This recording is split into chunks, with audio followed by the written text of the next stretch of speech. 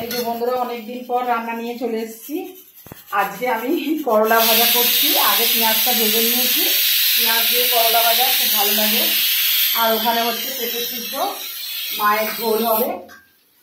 আর রান্না অনেকগুলো হয়ে গেছে, অনেকগুলো রান্না হয়ে গেছে। চলুন সেগুলো শেয়ার করি। এই যে খাবি তো করলা দিয়ে পেঁয়াজ ভাজা, পেঁয়াজ দিয়ে করলা ভাজা। মানে খাবি তো? আর আছে অল্প ডাল, ডাল আর আজকে করতে লাগবে না, আর ভাত তো থাকবেই।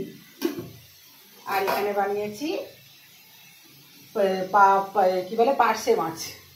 পার্শে মাছ হচ্ছে পোস্ত দিয়ে বানিয়েছি, সর্ষে পোস্ত দিয়ে।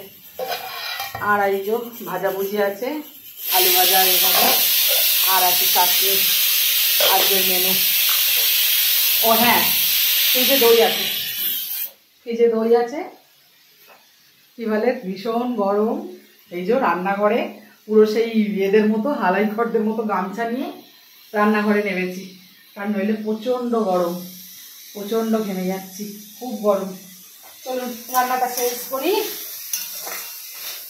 আজকে রান্না দিয়ে দেখালাম, চলুন রান্নাটা শেষ করে নিই তাড়াতাড়ি।